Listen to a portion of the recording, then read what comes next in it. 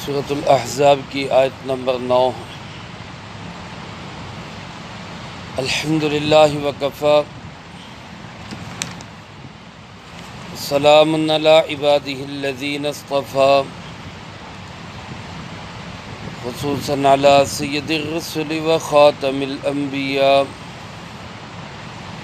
وعلی آلہ واصحابہ الاتقیاء اما بعد فاعوذ باللہ من الشیطان الرجیم بسم اللہ الرحمن الرحیم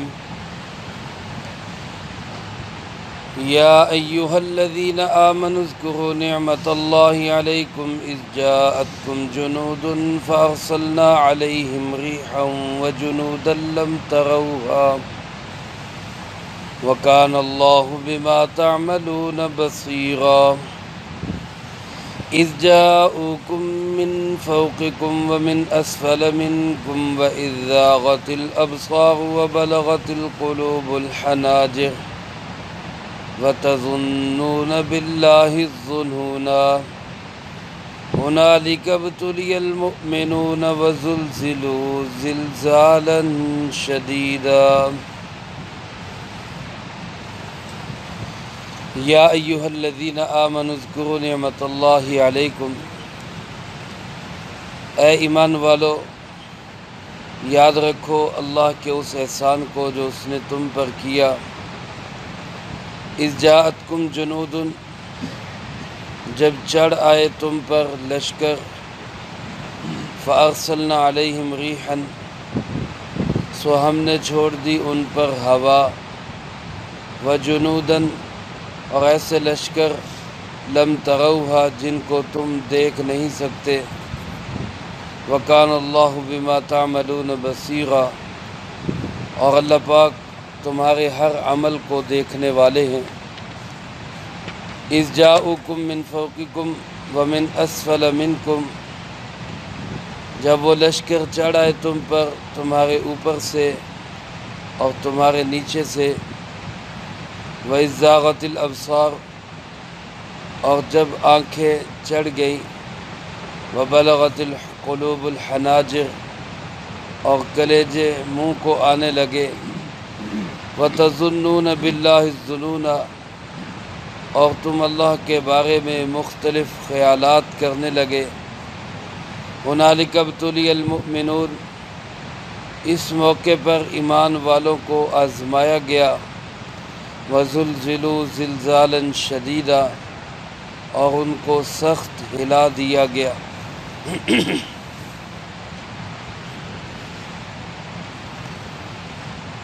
سورۃ الاحزاب کے دوسرے اور تیسرے رکوع میں اللہ رب العالمین نے غزوہ احزاب، جس کو غزوہ خندق بھی کہا جاتا ہے، اس کے احوال کو قدر تفصیل کے ساتھ بیان فرمایا ہے۔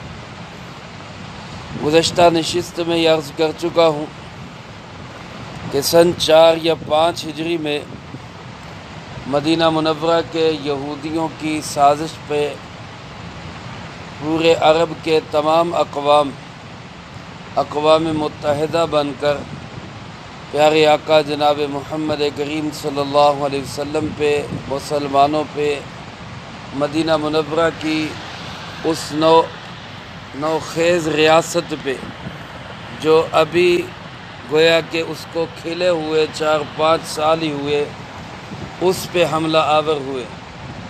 اور یہ کوئی پہلا حملہ نہیں تھا، یہ تیسرا حملہ تھا۔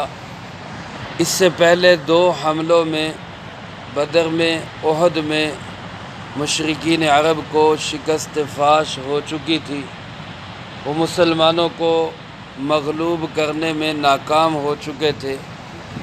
یہ تیسرا آخری اور سب سے بڑا حملہ تھا، جس میں پورے عرب کے تمام قبائل، تمام اس وقت کے جتنے علاقے اور خطے اور جنگجو لوگ، وہ سب اکٹھے ہو کے مدینہ منورہ پہ چڑھ دوڑے۔ اس متحدہ محاذ اور اقوام متحدہ کی فوج کی تعداد کم و بیش 10 سے 15 ہزار تھی، جو مدینہ منورہ کی کل آبادی سے بھی زیادہ تھی۔ ایسے حالات میں جب سرکار دو عالم صلی اللہ علیہ وسلم کو پتہ چلا کہ ایک بہت بڑا لشکر وہ مدینہ منورہ کی طرف حرکت کر رہا ہے اور چڑھائی کا ارادہ کیے ہوئے ہے، تو آپ علیہ الصلاۃ والسلام نے خبر ملتے ہی 3 کام کیے۔ 3 کام آپ صلی اللہ علیہ وسلم نے کیے۔ پہلا کام تو یہ کیا کہ آپ کو جیسے ہی پتہ چلا کہ ایک بہت بڑا لشکر حملہ آور ہو رہا ہے، آپ نے فوراً کہا حسبنا اللہ و نعم الوکیل نعم المولا و نعم النصیر، کہ ہمیں اللہ ہی کافی ہے اور وہ بہترین کارساز ہے، وہ سب سے اچھا مولا اور سب سے اچھا مدد کرنے والا۔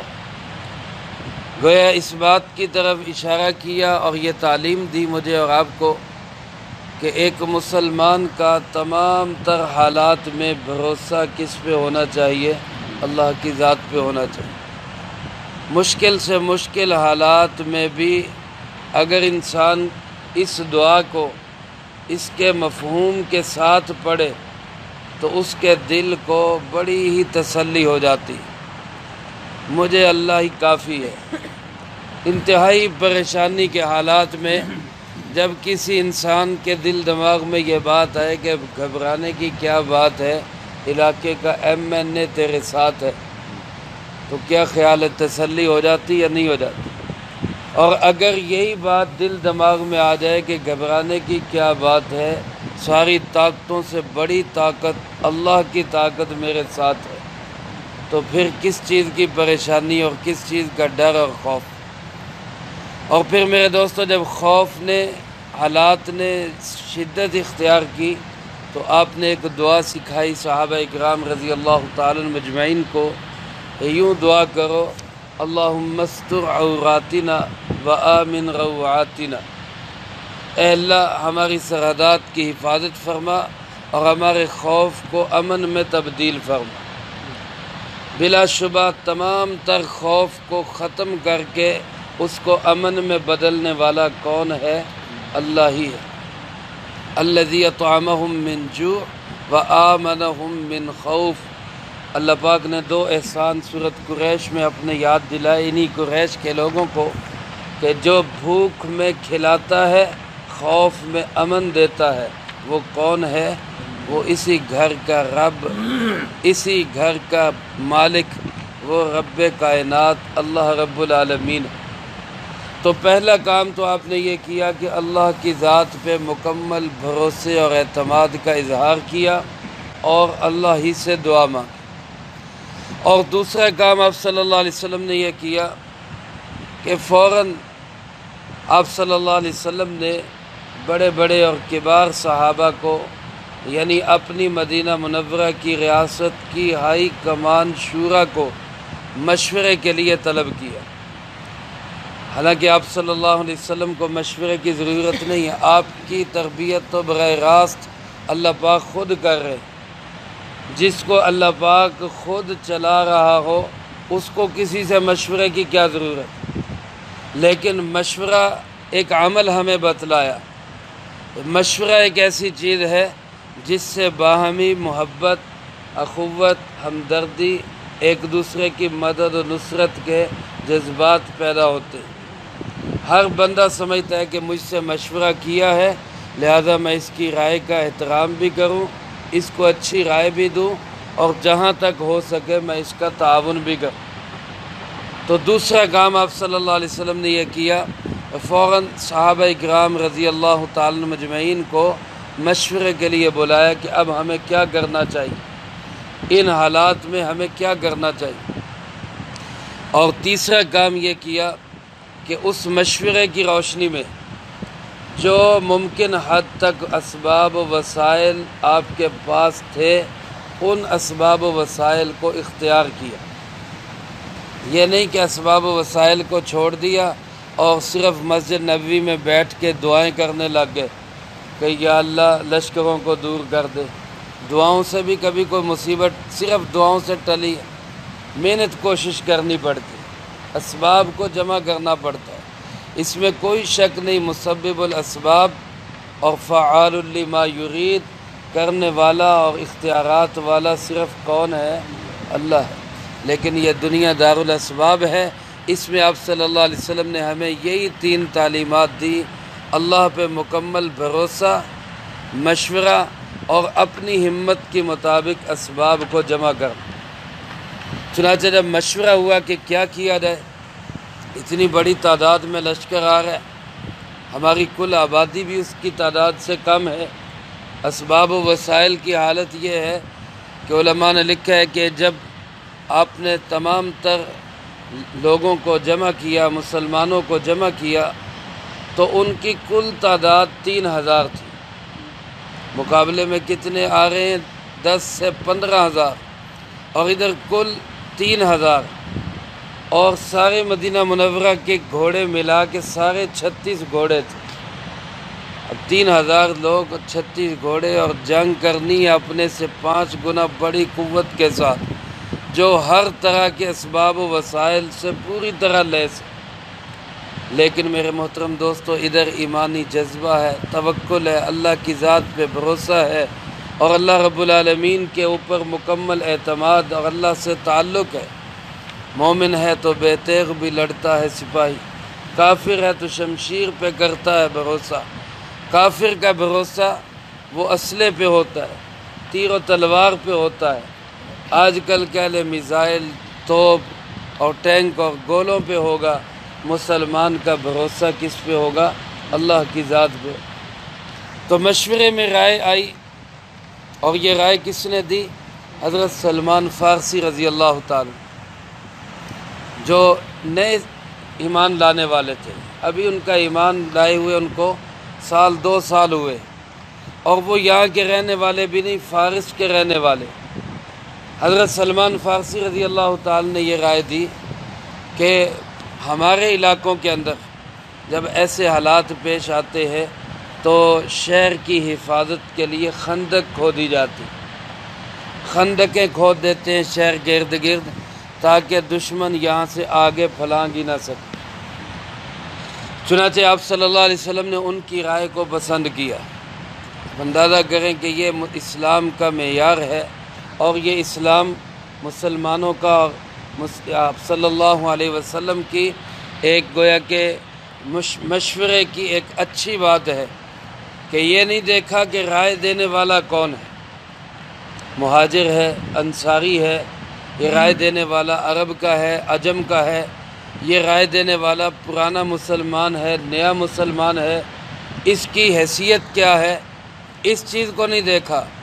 رائے کو دیکھا کہ رائے صحیح ہے، لہذا عرب کا بھی نہیں ہے، عجم کا ہے، پرانا بھی نہیں ہے، نیا ہے، اور حضرت سلمان رضی اللہ تعالیٰ عنہ وہ کہیں قریش کے اچھے خاندان سے بھی تعلق نہیں، لیکن رائے صحیح ہے، آپ نے ان کی رائے پہ فیصلہ فرما دی۔ اسی طرح ہم کریں۔ چنانچہ نبی کریم صلی اللہ علیہ وسلم نے 10 صحابہ کی جوٹیاں بنائی، ٹیمیں بنائی، 10 کی جماعت میں آپ نے سب کو تشکیل کر دیا، اور فرمایا کہ سب مل کر خندق کی کھدائی کرو۔ مدینہ منورہ سے جو بیت اللہ اور مکہ مکرمہ ہے، یہ شمال کی جانب بیت اللہ ہے، تو گویا مکہ مکرمہ والے وہ شمال کی سائڈ سے آئیں گے، اور دائیں اور بائیں مدینہ منورہ کے راستے ہیں، شمال میں اور جنوب میں پہاڑیاں ہیں، یا مشرق کی طرف سے راستہ ہے یا مغرب کی طرف سے راستہ۔ 3 اطراف سے تو پہاڑوں نے مدینہ منورہ کو تحفظ دیا ہوا تھا، شمال میں بھی، جنوب میں بھی اور مشرق میں بھی۔ ایک سائڈ جو خالی تھی جس سے دشمن کے آنے کی امید تھی، وہ مغربی سائڈ تھی۔ اس سائڈ پہ جو 2 پہاڑ تھے، جبل صلہ سے لے کر قلعہ مہاجرین تک، جناب محمد کریم صلی اللہ علیہ وسلم نے یہ کوئی 3.5 میل لمبی جگہ بنتی، 3.5 میل کا ایریا ہے۔ اس 3.5 میل کے ایریے میں آپ صلی اللہ علیہ وسلم نے خندق کی کھدائی کا فیصلہ کیا کہ باقی اطراف میں تو پہاڑ ہمیں بچا لیں گے، اسباب کے درجے میں پہاڑ مدینہ منورہ کا تحفظ کریں گے، جس سائڈ سے دشمن کے آنے کی توقع ہے اس سائڈ پہ آپ نے خندق کے کھودنے کا ارادہ کر دیا۔ چنانچہ 3.5 میل لمبی خندق 6 دن کے اندر صحابہ اکرام رضی اللہ تعالیٰ مجمعین نے کھود دی۔ علماء نے اس کی لمبائی چوڑائی کے متعلق لکھا ہے کہ پائیدار روایات میں کوئی اس کی تحقیق نہیں ملتی کہ اس کی گہرائی کتنی تھی اور اس کی چوڑائی کتنی تھی۔ لمبائی تو ملی کہ 3.5 میل، لیکن گہرائی کتنی اور چوڑائی کتنی تھی اس کا کوئی پتہ نہیں۔ لیکن ایک روایت میں یہ پتہ چلتا ہے، خود حضرت سلمان فارسی رضی اللہ تعالیٰ عنہ کے متعلق آتا ہے کہ وہ روزانہ 5 گز گہری اور 5 گز لمبی خندق کھودا کرتے تھے، اکیلے سلمان فارسی۔ 5 گز گہری کا مطلب تقریباً 15 فٹ گہری۔ اگر 15 فٹ گہری ہے تو تقریباً چوڑی بھی اتنی ہوگی کہ جس سے کوئی آدمی چھلانگ لگا کے گزر نہ سکے۔ تو اتنی چوڑی اور اتنی گہری اور اس طرح کی طویل خندق صحابہ اکرام رضی اللہ تعالیٰ مجمعین نے صرف 6 دن کے اندر کھود دی۔ میرے محترم دوستو، حالات بڑے سخت اور کھٹن تھے۔ اللہ پاک نے اس کا نقشہ یوں کھینچا ہے، فرمایا یا ایھا الذین آمنوا اذکروا نعمت اللہ، اے ایمان والو اللہ کے اس احسان کو یاد رکھو جو مجھے اور آپ کو یاد دلایا جا رہا۔ صحابہ اکرام کو تو یاد ہی تھا، انہوں نے تو اپنی آنکھوں سے دیکھا تھا۔ آج 14 صدی کے بعد آج کے ایمان والوں کو اللہ پاک یاد دلاتے ہیں، اے ایمان والو وہ وقت یاد کرو، اللہ کے اس احسان کو یاد رکھو جب تمہارے اوپر لشکر چڑھ آئے تھے۔ اذ جاءتکم جنود، لشکروں نے تم پر چڑھائی کر دی۔ قریش، قبیلہ غطفان، چھوٹے موٹے قبائل، سارے لشکر مل کے اقوام متحدہ بن کے آ گئے۔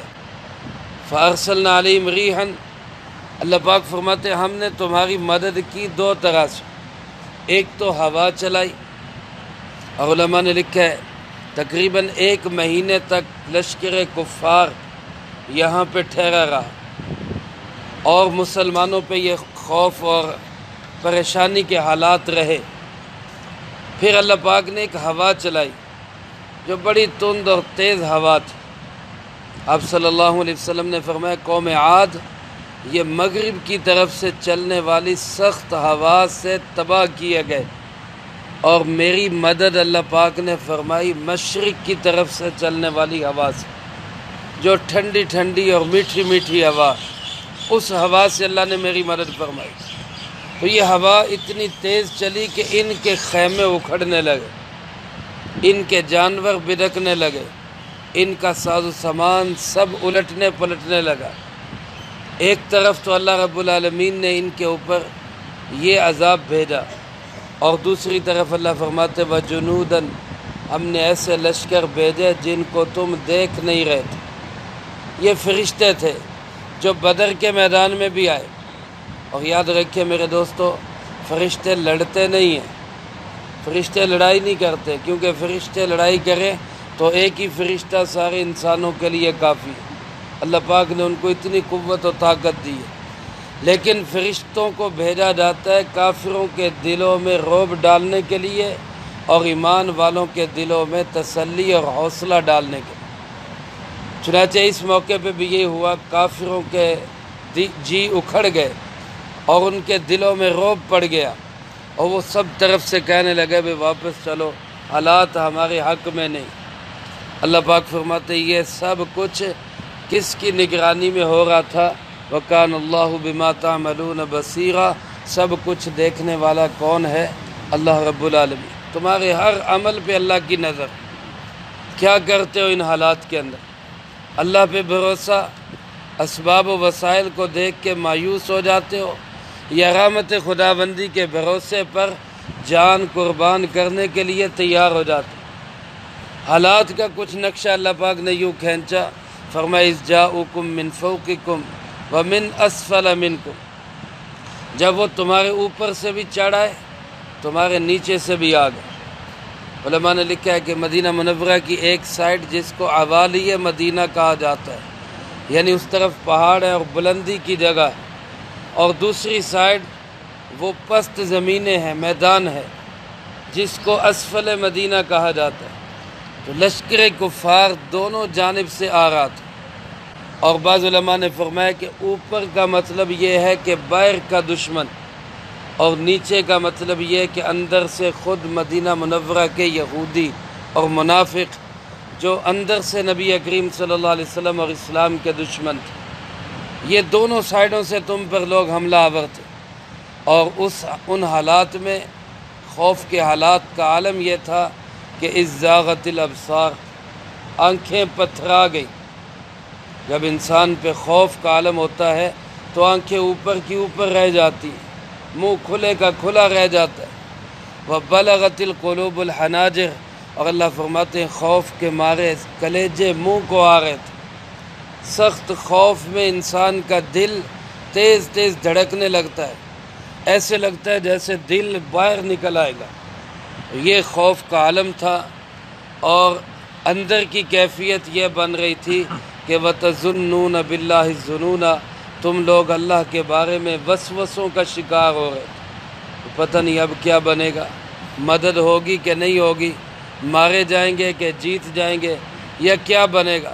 یہ مختلف قسم کے وسوسے تمہارے دل میں آ گئے، اور فرمایا اس موقع پر مسلمانوں کو سخت آزمایا گیا۔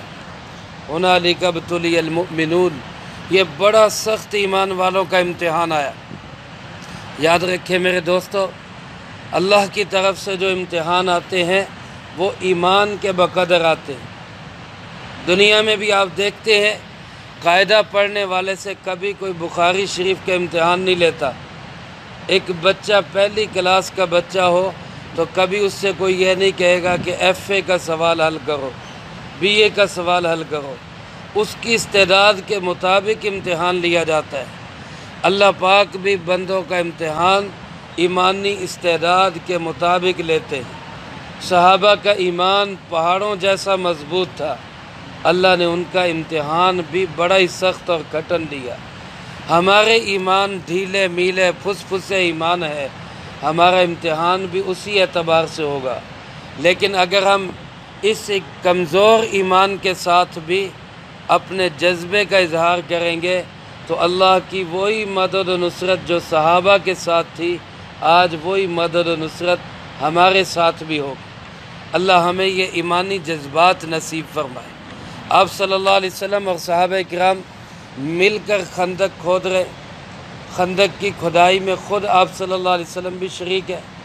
بعض روایات میں آتے ہیں، صحابہ فرماتے ہیں جس میں مبارک مٹی ڈھو ڈھو کے ایسے ہو گیا تھا کہ پورے جسم پہ مٹی نظر آ رہی تھی، جس میں مبارک نظر نہیں آ رہا تھا۔ یعنی یہ نہیں کہ صحابہ کو کام پہ لگا کے آپ خود آرام سے بیٹھ گئے، بلکہ جس طرح صحابہ کام میں لگے ہوئے آپ بھی ان کے ساتھ پورے کام میں شریک تھے۔ پھر ان خندق کے کھدائی کے دوران بہت سارے واقعات پیش آئے، ان واقعات کا تذکرہ اور منافقین کا اس موقع پہ کیا کردار ہوا اس کا تذکرہ اگلی آیات میں ہے، وہ انشاءاللہ اگلی فرصت میں آئے گا۔ اللہ پاک سے دعا ہے اللہ مجھے آپ کو سب کو ایمانی جذبات نصیب فرمائے اور اپنی ذات پہ مکمل بھروسہ اور اعتماد نصیب فرمائے، جو کہا سنا اس کو زندگی میں لا کے دوسروں تک پہنچانے کی توفیق عطا فرمائے۔ اللہم انت السلام ومنک السلام، تبارکت ربنا وتعالیت یا ذا الجلال والاکرام۔ اللہم اعنا علی ذکرک وشکرک وحسن عبادتک۔ اللہم احسن عاقبتنا فی الامور کلہا وأجرنا من خزي الدنيا وعذاب الآخرة۔ اللهم باقية كباقية الوليد، اللهم استر عوراتنا وآمن رواتنا، اللهم إنا نجعلك في نحورهم ونعوذ بك من شرورهم، اللهم اكفنا بحلالك عن حرامك وأغننا بفضلك عمن سواك، اللهم اكفنا كل مهم من حيث شئت ومن أين شئت، رب اغفر وارحم وأنت خير الراحمين، ربنا تقبل منا إنك أنت السميع العليم وتب علينا إنك أنت التواب الرحيم، وصلى الله على النبي الكريم وعلى آله وأصحابه أجمعين برحمتك يا أرحم الراحمين۔